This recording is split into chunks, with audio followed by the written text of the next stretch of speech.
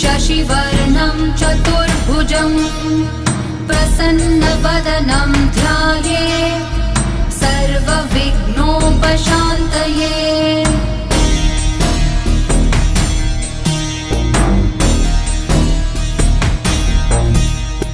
शान्ताकारं भुजगशयनं पद्मनाभं सुरेशं विश्वाधारं गगनसदृशं मेघवर्णं शुभाङ्गं लक्ष्मीकान्तं कमलनयनं